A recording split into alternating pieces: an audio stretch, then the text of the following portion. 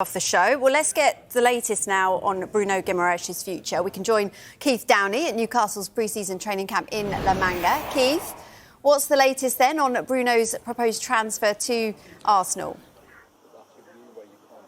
Yeah, hi Bella. Well, the latest is that he is no longer here with Newcastle United. That is after Arsenal struck that deal with the St James's Park club yesterday morning for him to move to the champion, £75 million. It was a long, drawn-out, protracted transfer. For 6 weeks we've been talking about it, but finally Bruno Guimaraes has got his wish and he travelled to London yesterday afternoon, where he will be completing the formalities of that transfer, including a medical over in London today. So yeah, we're just waiting on confirmation of that one, but Bruno Guimaraes made it clear to Newcastle on Monday after arriving back from a family holiday back home in Brazil. He made it clear that his wish was to leave the club and join Arsenal. He'd communicated that information to the club back earlier on in the transfer window as well, and Newcastle reluctantly sanctioned the deal. There were a number of things that had to happen for Newcastle to allow Bruno Guimaraes to leave. One was that he had to say he wanted to go. Had he intimated that he wanted to stay, I am told Newcastle would have turned down any offer that came their way for their captain. They did not want to lose him, particularly having lost Sandro Tonali to Tottenham Hotspur just a few weeks ago. But Bruno Guimaraes told them he wanted to leave, so that was one thing. Second was Newcastle managed to get a fee that they felt he was worth. They've ended up with £75 million. I think initially they were probably hoping for around about the £80-85 million mark. But remember, Newcastle were essentially negotiating with just one team. So Arsenal were negotiating with themselves. Early talks were around 40 to 45 million. That was what was offered to Newcastle via intermediaries. Newcastle said, look, absolutely no, we're not dealing anywhere near that number. Managed to get it up to 75. And I think they feel that that is a fair fee for a player who is about to turn 29. Yes, Bruno Guimaraes brings a lot more to the table in terms of his character, his persona, the fact he's captain here. But I think Newcastle felt it was a fair fee. And the third thing was that Bruno Guimaraes acted with integrity and respect towards Newcastle, and Newcastle say that he did everything they asked, including travelling out here to Spain on Monday to meet the new manager Matthias Jaisler, to meet what are now to be his former teammates, and to conduct things properly. So look, as far as Newcastle are concerned, he's left the club through the front door. The supporters, some of them may have their own thoughts on that, but as far as Newcastle are concerned, Bruno Guimaraes conducted himself with respect, with honesty and dignity, and that is why they've allowed this transfer to happen. So, in short, Bella, we're just awaiting confirmation from Arsenal, but he's no longer here with Newcastle. Right, so Keith, look, with no captain, new manager, new faces, what is the mood like in the camp? Look, it seemed fairly relaxed. I spent around about half an hour up at the training pitches with the players. A lot of the new signings are there. And also the manager, Matthias Jaisler, and his staff introduced to him. He came over, said hello. Seems like a pretty impressive guy. He's young, he's 38. You know when you're getting old when the new manager arrives and he's 7 years younger than you. But look, the training looked fairly intense, and I'm told that today's session was more of a relaxed session. I'm told that from insiders within the club that the last 2 days the training has been as intense as what they've seen in 4 years at the club. He's really tried to hit the ground running, and this is his motto. This is his plan for the team. He wants to play high press, front foot, what he calls vertical football, where they basically stop the opposition coming forward by making them make mistakes. So it all seemed quite relaxed. We are going to get an opportunity to speak to him in the next couple of hours, where he's going to address the media for the first time, and then there will be an unveiling back in Newcastle, as I understand it, next week. But he cut an impressive figure, I have to say. We had a chat for a few minutes, and I think it's a man, I think it's an individual that the Newcastle supporters will enjoy listening to, But look, he knows he needs to get results on the pitch, and it's not going to be easy. Newcastle have lost Sandro Tonali, they've lost Anthony Gordon, they've just about lost Bruno Guimaraes, they've lost Kieran Trippier, and of course they've lost Eddie Howe and his backroom staff. So there's a huge amount of change here happening at this football club at this moment in time, and he's doing it with very little time to work, with the season kicking off at home to Liverpool 2 weeks on Sunday. So it's all hands to the pump for Matthias Jaisler and his backroom team. We'll hear from him in the next couple of hours here from Newcastle's training base in La Manga. Oh, Jaisler can't be 7 years younger than you, Keith. You've done your maths wrong there. Thank you. He's a young man. So that's the Newcastle side of things, but Arsenal now see to getting their new midfielder. Mikel Arteta's side were in pre-season action in Dublin last night. Let's join Gary Cottrell now to get the latest on their transfer dealings. Gary, it feels like it won't be long before we see Bruno Guimaraes in an Arsenal shirt. Well, what about, did Mikel provide any update on the transfer last night? Mikel Arteta, that is? I don't know if Keith is still listening, but Keith, most managers are older than me. In fact, most managers' dads are older than me. So don't worry too much about your age. Listen, no, we know with Mikel Arteta, who's definitely younger than me. I should have said younger, shouldn't I? You know what I mean.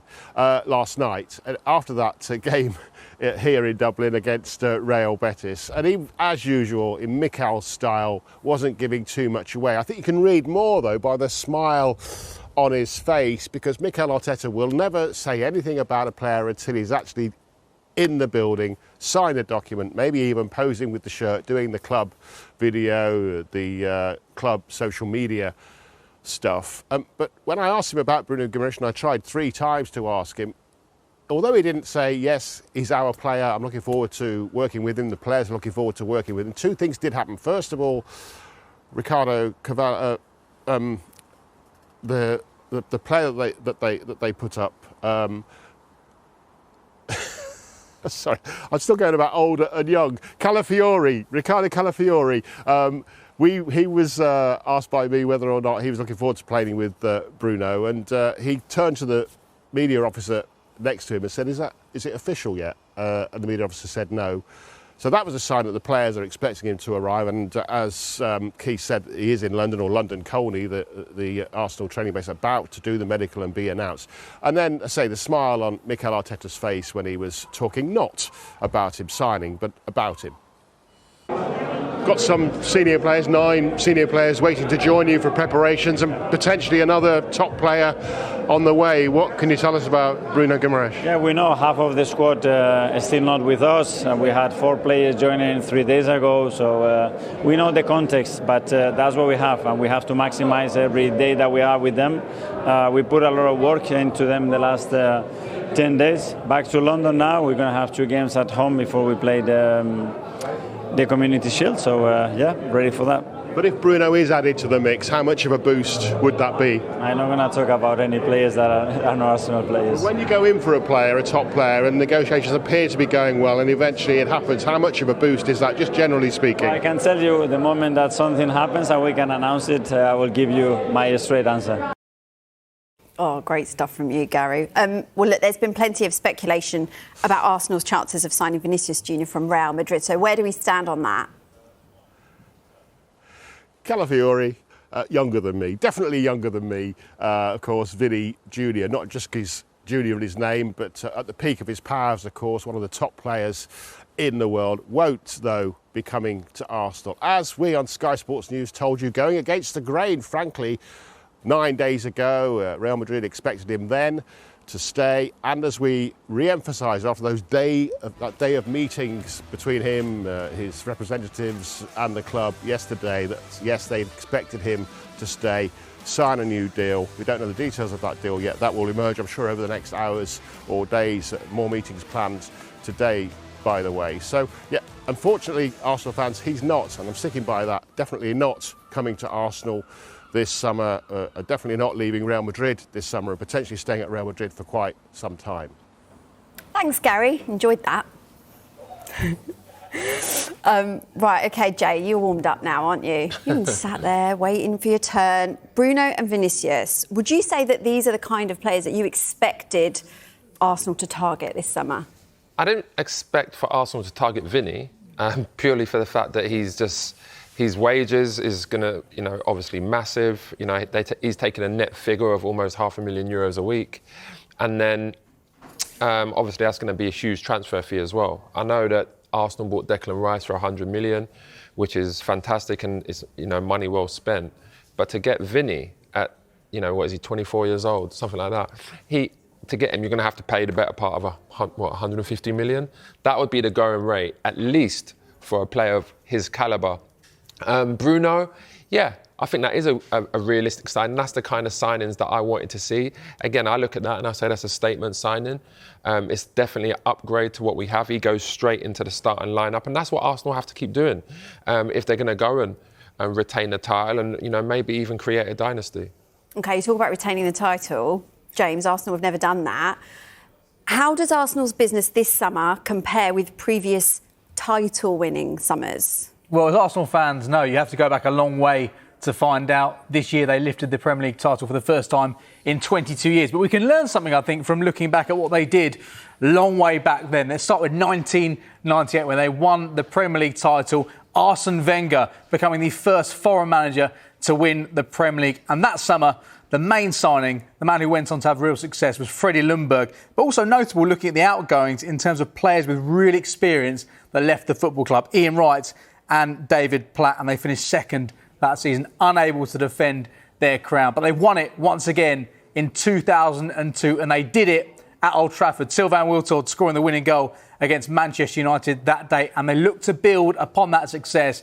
Gilberto Silva had a brilliant World Cup for Brazil, winning the World Cup, and he was signed by Arsenal. But once again, you can see some real experience leaving that dressing room. Lee Dixon and Tony Adams both retired, and they couldn't go on and win the Premier League title. They were pipped by Manchester United. They were leading the table by 8 points in March, but then fell away. But as we know, they did win it the following season. Arsenal going invincible in 2004, not losing a single football match. The main signing that summer, Robin van Persie, who went on to have real success. He was brought in to replace Dennis Bergkamp, really, in terms of that position of the pitch. In terms of outgoings, once again, really experienced. Players that didn't play a huge amount that season. Ray Parlour played a fair bit, but players with real experience left that dressing room, and they failed to defend their Premier League title, finishing second in that campaign. And Jay, I wonder, looking back at those three different successes they had, what you can learn from that, what the template is to go on,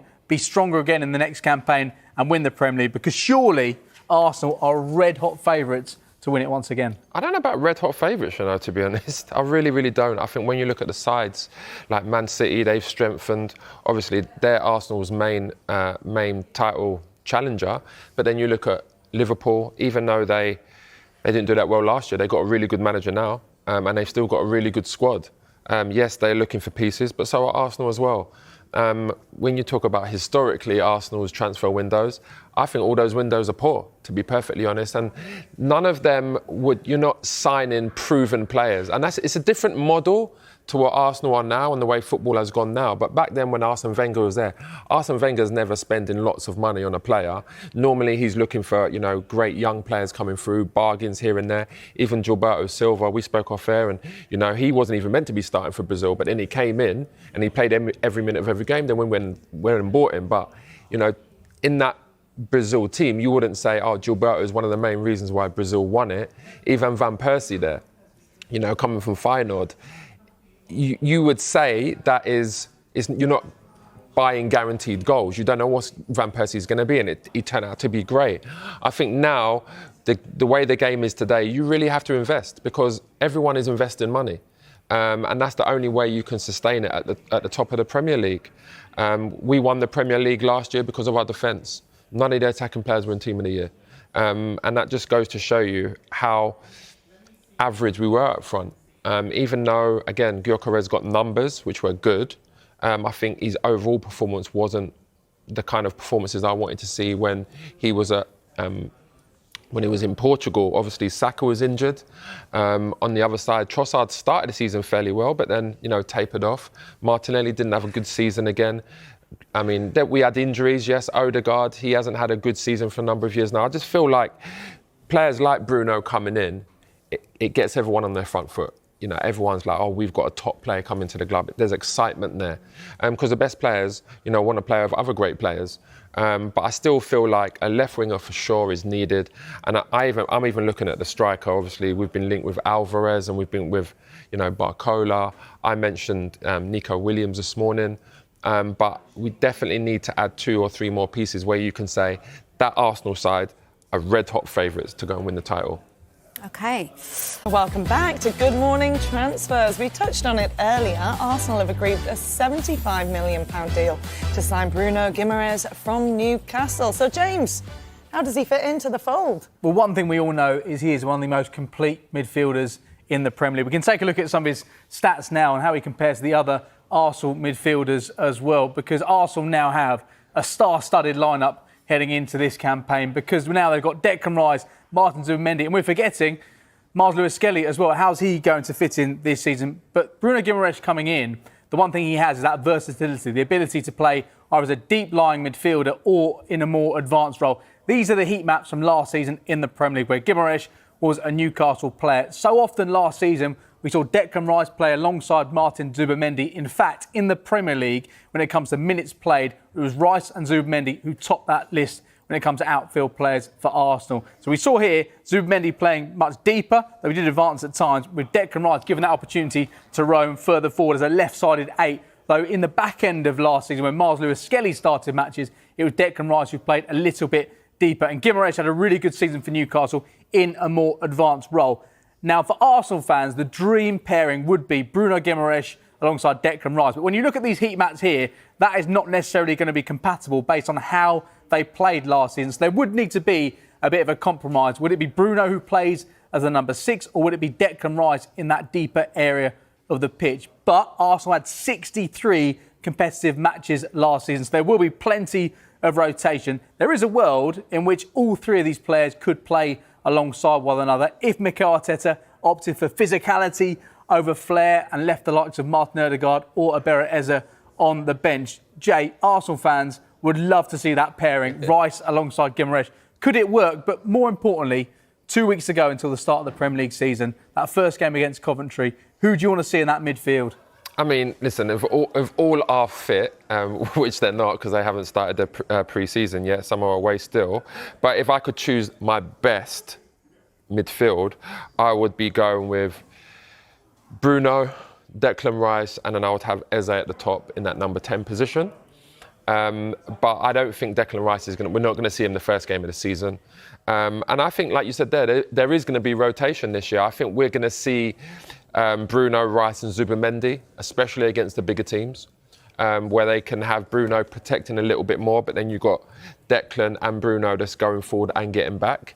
I think against I don't want to be disrespectful to them, but the lesser teams, you're going to see more of a 4-2-3-1, because I think you have to play Eze there. I think he's a sharpshooter, and I think you have to play Odegaard as a number 10 when he plays.